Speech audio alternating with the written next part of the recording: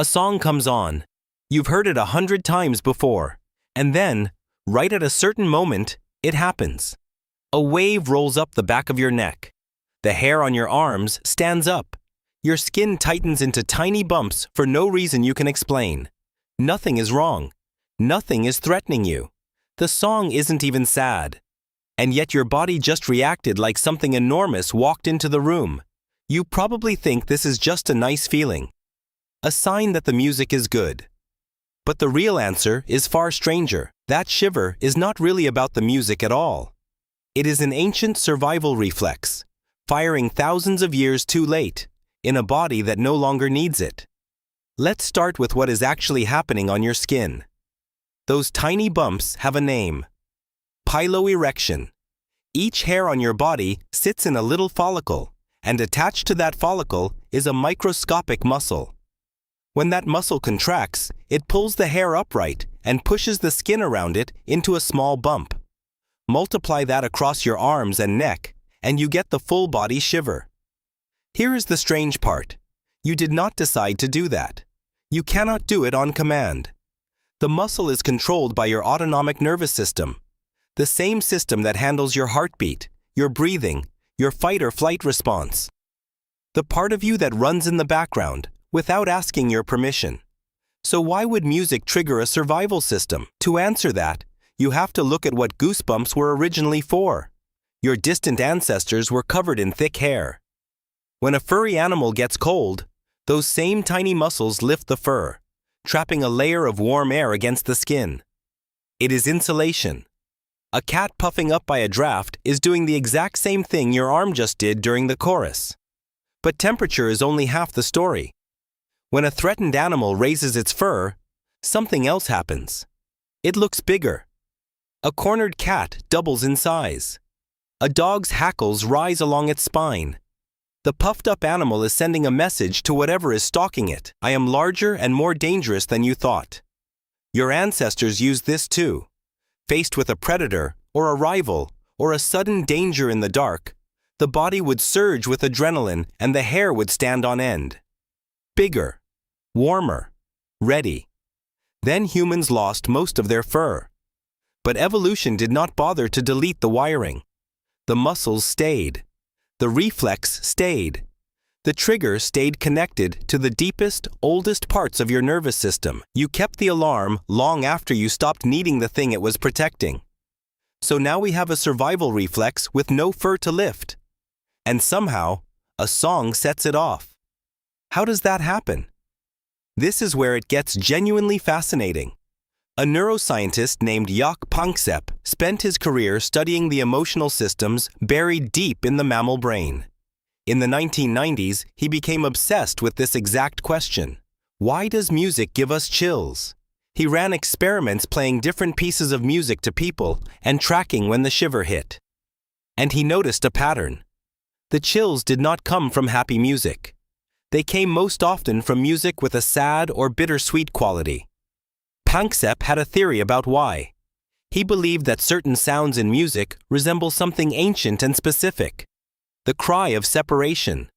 The call a young animal makes when it is lost from its group, and the call a parent makes searching for it. Think about that for a moment. For a social mammal, being separated from the group was a death sentence.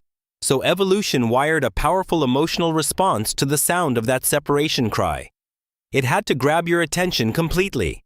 It had to move you. Panksepp's idea was that music hijacks this ancient circuitry. A soaring violin, a voice cracking on a high note, a melody that suddenly resolves. These sounds brush against the part of your brain built to respond to loss and reunion. The chill you feel is that ancient circuit lighting up. But there is another layer, and it comes down to a single word. Surprise! Researchers who study musical chills have found something consistent. The shiver almost never comes during a steady, predictable stretch of a song. It comes at the moment of violation, when the music does something your brain did not see coming.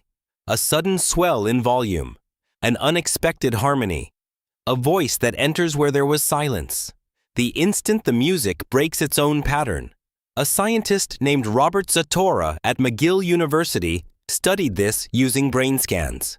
He and his team watched what happened in the brain at the exact moment of a chill, and they found a flood of dopamine, the brain's reward and anticipation chemical, being released in deep reward centers, the same regions that respond to food and other primal rewards. The brain treats that musical moment as a kind of jackpot. Here is why that matters. Your brain is a prediction machine. Every second, it is quietly guessing what comes next. The next word in a sentence, the next step on the stairs, the next note in a melody. When the prediction is correct, nothing much happens.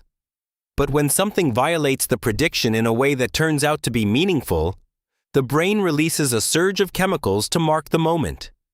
Pay attention. Remember this. Something important just happened. So when a song builds tension and then breaks the pattern in a beautiful way, your ancient threat detection system and your reward system fire at the same time. The result is a shiver that feels like awe. Now think about what you are really feeling when you get chills from music. You are feeling a predator warning system with no predator, a cold weather reflex with no cold, a separation cry with no one lost, a surprise alarm going off for a surprise that cannot hurt you. Every part of that reaction was built for survival, and you are using all of it to enjoy a song in a warm room with nothing wrong at all. There is a name researchers sometimes use for people who get these chills often. They tend to score higher on a trait called openness to experience. Their brains seem to have stronger connections between the regions that process sound and the regions that process emotion and reward. In other words, the wiring that turns a sound into a feeling is simply more active in some people than others. If you get chills easily, your brain is not malfunctioning. It is unusually good at turning pattern into meaning, and this reveals something deeper about what music even is. No other species makes music the way you do. A bird sings to mark territory or attract a mate, but a human will sit alone, with no one to impress and no danger nearby, and deliberately play sounds that trigger an ancient survival reflex, just to feel something. You take the oldest alarms in your body and you play them like an instrument. Why would a creature do that?